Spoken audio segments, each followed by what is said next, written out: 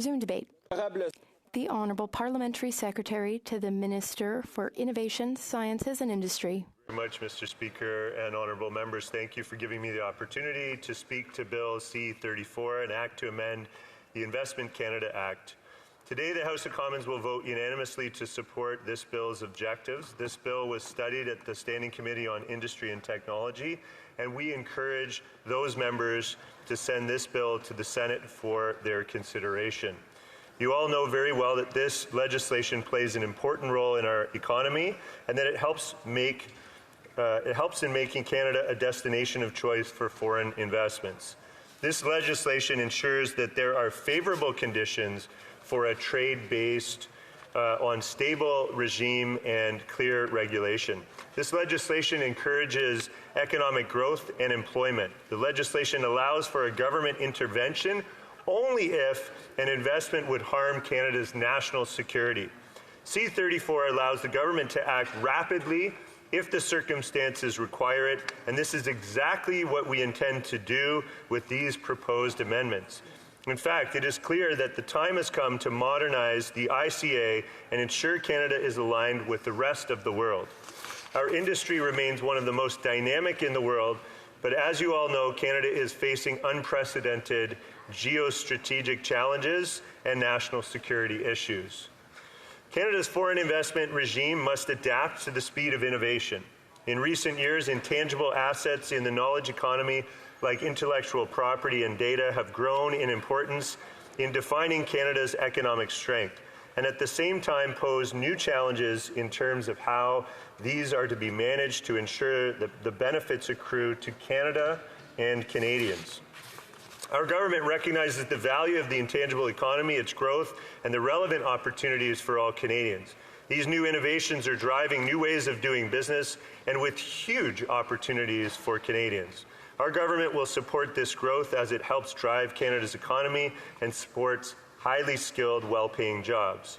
But to do so, tools such as the ICA must also be modernized to offer additional protections considering changing geopolitical and technological advancements, and to prevent hostile actors from exploiting Canada's expertise and capacity for innovation. Geopolitical risks and instability are now fixtures in our operating environment. Hostile state and non-state actors pursue deliberate strategies to acquire goods, technologies, and intellectual property. They do so in ways that are fundamentally incompatible with Canada's interests and principles. We also know that foreign investments can be used as a conduit for foreign influence activities which seek to weaken our norms and institutions. The nexus between technology and national security is clear and here to stay. Rapid technological innovation has provided Canada with new opportunities for economic growth, but it's also given rise to new and difficult policy challenges. More and more, Canada is the target of hostile threats. This threatens both our national security and our prosperity simultaneously. That's why our government must adapt our tools to better defend ourselves against current and future threats. All over the world, foreign investments have been the subject of many investigations with a specific focus on national security. And these investigations focused on several angles, such as the impact of the COVID-19 pandemic, the security implications of climate change, disruptions to global supply chains, and shifting geopolitical considerations. Hence, by amending this legislation to stop the threats of tomorrow, Canada will remain a destination of choice for foreign investments. The time is right to pursue modernization of the Investment Canada Act. Now more than ever, we need to make sure we're doing everything we can to foster an innovative, healthy, and growing economy. The guidance and decisions issued over the past several years make clear that some transactions, particularly those by state-owned or state-influenced investors, may be motivated by non-commercial imperatives that could harm Canada's national security. Allow me to repeat that these types of investments in sectors deemed sensitive currently face enhanced scrutiny under the ICA. Our government believes that an effective review regime must be robust, transparent, and flexible to adapt to a changing world, and it is now time to make these changes. That is why we stand today in favor of this bill, which represents the most significant update to the Investment Canada Act since 2009.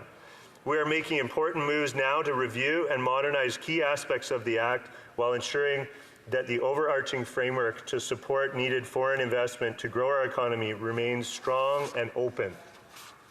Our record as a government makes it abundantly clear that where national security is concerned, we will not shy away from decisive action, and our assessment of risk keeps pace with evolving economic and geopolitical considerations.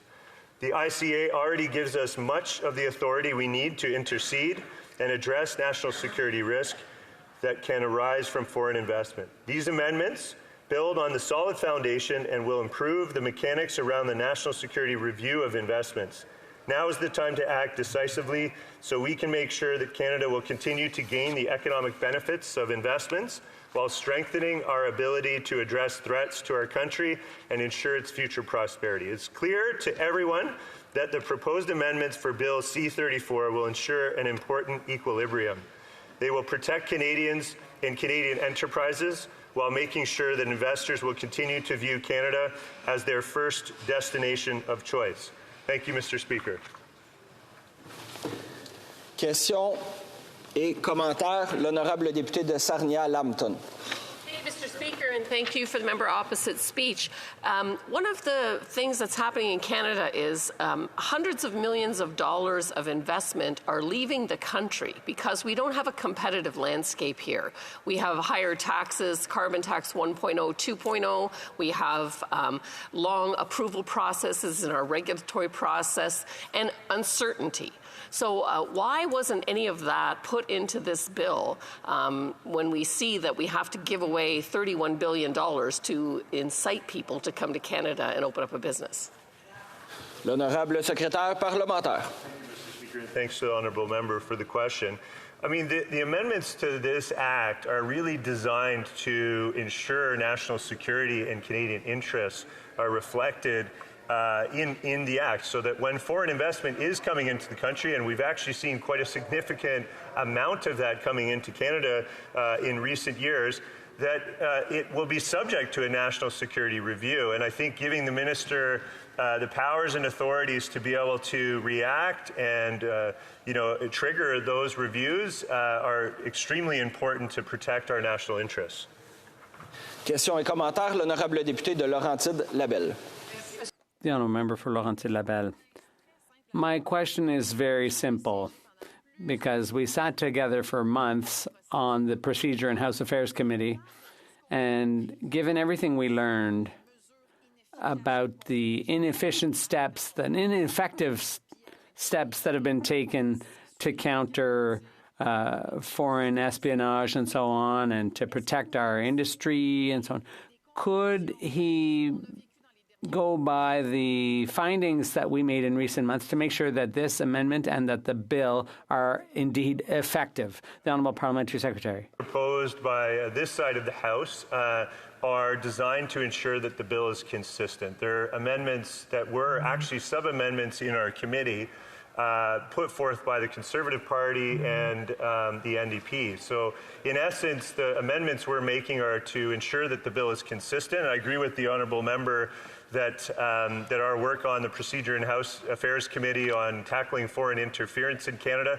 this bill is certainly a step in the right direction, because it essentially subjects a lot of the foreign investment in Canada to a national security review, which I think we can all agree is a positive step in the right direction. Questions et commentaires.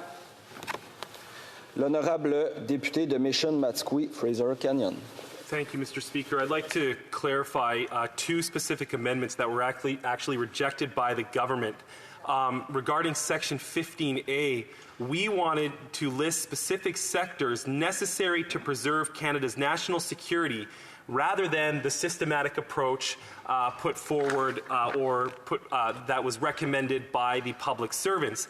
And we wanted to do that specifically related to the testimony given by the member of Whitby, is that we need to be very careful in light of the strategic and geopolitical issues we're facing. The second one relates to Section 25.4, and that would allow the Government of Canada to maintain ownership of intangible assets that have been developed in whole or in part by taxpayer-funded research. Why did the government vote against those two common-sense amendments? Thank you, Mr. Speaker. L'honorable secrétaire parlementaire. Well, I'm not really sure what the member is referring to, because the amendments that we've put forward that we're actually here to debate are ones that make the bill consistent, and there were actually some amendments put before the committee that were from the Conservative and the NDP party. So I'm not really sure how we could be I don't know what the member is bringing forward, but my understanding is that the additional amendment that the Conservatives have brought forward is actually designed to gut this bill and take away the minister's power and discretion in order to trigger a national security review. And I think that's going to greatly reduce the speed at which that can happen. And I think that's contrary to the whole intent of this particular piece of legislation. On a le temps pour une mini question. We have time for a 15-second question. The honourable member for Saint-Hyacinthe-Bagotte. Thank you, Mr. Speaker. We're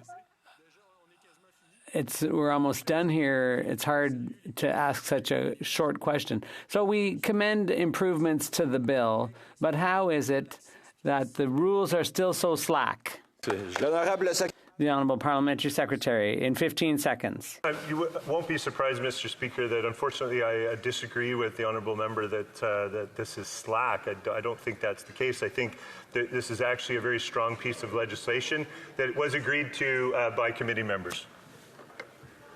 Reprise.